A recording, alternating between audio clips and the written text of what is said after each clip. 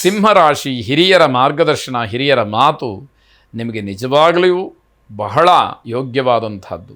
ಆದರೆ ದುರಾದೃಷ್ಟವೋ ಏನೋ ಗೊತ್ತಿಲ್ಲ, ನೀವು ಅದನ್ನು ಸ್ವೀಕಾರ ಮಾಡೋದಿಲ್ಲ, ದೊಡ್ಡವರ ಮಾತನ್ನು ಕೇಳೋದಿಲ್ಲ, ಅವರ ಮಾತಿಗೆ ಬೆಲೆ ಕೊಡೋದಿಲ್ಲ. ಹೀಗೆ ನಿಮ್ಮದೇ ಆದಂತಹ ಒಂದು ಧೋರಣೆ ಇರುತ್ತೆ. ತುಂಬ ಶ್ರಮದಾಯಕವಾದಂತಹ ದಿವಸ. ಯಾವ ಕೆಲಸವನ್ನು ಮಾಡಬೇಕು ಅಂತ ಹೊರಟರೂ ಕೂಡ ಅತಿಯಾದಂತಹ ಶ್ರಮವನ್ನು ಹಾಕಬೇಕಾದಂಥದ್ದಿರುತ್ತೆ. ನಿಮಗೆ ಸಂಬಂಧಪಡದೇ ಇರತಕ್ಕಂತಹ ಕೆಲಸಗಳಲ್ಲಿ ನಾ ಮುಂದು ಅಂತ ಹೇಳಿ ಭಾಗಿಗಳಾಗಿ ಅವಮಾನ ಮಾಡಿಸ್ಕೊಳ್ತೀರಿ, ಕಷ್ಟಪಡ್ತೀರಿ. ನಿಮ್ಮ ಶ್ರಮವನ್ನು ಯಾರೂ ಕೂಡ ಗುರುತಿಸೋದಿಲ್ಲ, ಅವಮಾನವಾಗುತ್ತೆ. ಆಹಾರ ಮಿತವಾಗಿರಲಿ, ಇಲ್ಲದೇ ಇದ್ದರೆ ಆರೋಗ್ಯಕ್ಕೆ ತೊಂದರೆ ಅಂತಕ್ಕಂಥದ್ದು ಸೂಚನೆ.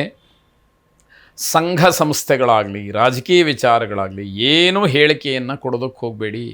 ನಿಮ್ಮ ಹೇಳಿಕೆ ಸುಳ್ಳು ಅನ್ನುವಂಥದ್ದಾಗಿ ನಿಮಗೆ ತೊಂದರೆಯಾಗುತ್ತೆ, ಸಂಕಷ್ಟಕ್ಕೆ ಸಿಗ ಹಾಕ್ಕೊಳ್ತೀರಿ. ಎಚ್ಚರಿಕೆ ಇರಲಿ. ರಸ್ತೆ ಬದಿಯ ವ್ಯಾಪಾರಿಗಳಿಗೆ ತುಂಬ ನಷ್ಟವಾಗ್ತಕ್ಕಂತಹ ಸಾಧ್ಯತೆ.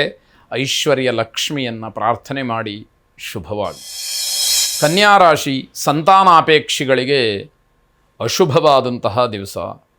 ನಿಮ್ಮ ಆಸೆ ಅಥವಾ ನಿಮ್ಮ ಸಂಕಲ್ಪ ವಿಫಲವಾಗ್ತಕ್ಕಂಥದ್ದಾಗತ್ತೆ. ಬೇರೆಯವರಿಗೆ ಹಿಂಸೆಯನ್ನು ಕೊಟ್ಟು ನಿಮ್ಮ ಕೆಲಸಗಳನ್ನು ಮಾಡಿಸ್ಕೊಳ್ಬೇಡಿ. ಬಲವಂತದಿಂದ ಯಾವ ಕೆಲಸವನ್ನು ಮಾಡಿಸ್ಕೊಳ್ಬೇಡಿ. ಕೆಲಸ ಮಾಡುವಂಥವರು ಅಯ್ಯೋ ಅಂತ ಹೇಳಿ ಅಂದುಕೊಂಡು ನಿಮ್ಮ ಕೆಲಸವನ್ನು ಮಾಡಿದರೆ ಅದು ನಿಮಗೆ ಏಳಿಗೆ ಆಗೋದಿಲ್ಲ ಅನ್ನುವಂಥದ್ದು ಗೊತ್ತಿರಲಿ.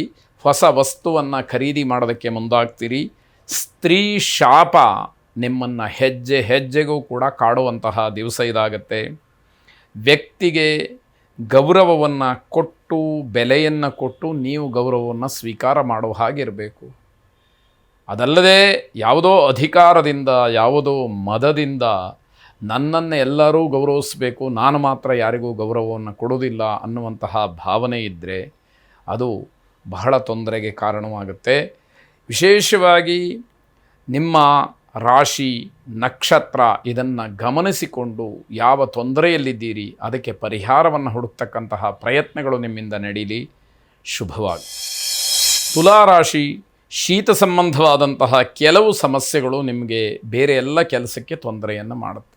ಶೀತ ಅಂತಕ್ಕಂಥದ್ದು ಕಾಯಿಲೆಯ ಅಂತ ಪ್ರಶ್ನೆ ಮಾಡಿದ್ರೆ ಅಲ್ಲ, ಆದರೆ ಬೇರೆ ಯಾವ ಕೆಲಸಕ್ಕೂ ಕೂಡ ಅದು ಅಷ್ಟೊಂದು ಅನುಕೂಲವನ್ನು ಮಾಡಿಕೊಡೋದಿಲ್ಲ. ಅದರಿಂದ ಏನೋ ಅಡ್ಡಿಗಳು ಆಗ್ತಕ್ಕಂಥದ್ದಾಗತ್ತೆ.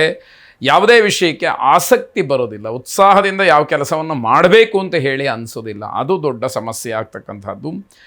ಮಂಗಳ ಕಾರ್ಯಕ್ಕೆ ಏನೋ ವಸ್ತುಗಳನ್ನು ಖರೀದಿ ಮಾಡ್ತಕ್ಕಂತಹ ಮನಸ್ಸು ಬರುತ್ತೆ. ಆದರೆ ಶೂನ್ಯ ಮಾಸ ಇರೋದರಿಂದ ಅದನ್ನು ಸ್ವಲ್ಪ ಮುಂದಕ್ಕೆ ಹಾಕಿ ಅನ್ನುವಂಥದ್ದು ಸಲಹೆ. ಶ್ವಾಸಕೋಶಕ್ಕೆ ಸಂಬಂಧಪಟ್ಟ ಹಾಗೆ ಸಮಸ್ಯೆ ಕಾಡಬಹುದು. ಸ್ವಲ್ಪ ಜಾಗ್ರತೆಯನ್ನು ವಹಿಸಿ.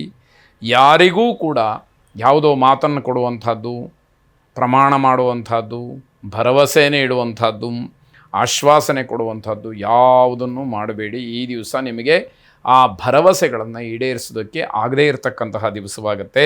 ಮನೆಯಲ್ಲಿ ಅತಿಥಿಗಳನ್ನು ಕಾಯ್ದು ಕಾಯ್ದು ಬೇಸರವಾಗ್ತಕ್ಕಂಥದ್ದು. ಯಾರೋ ಬರ್ತೀವಿ ಅಂತ ಹೇಳಿರ್ತಾರೆ, ಆ ಸಮಯಕ್ಕೆ ಅವ್ರು ಬರೋದಿಲ್ಲ.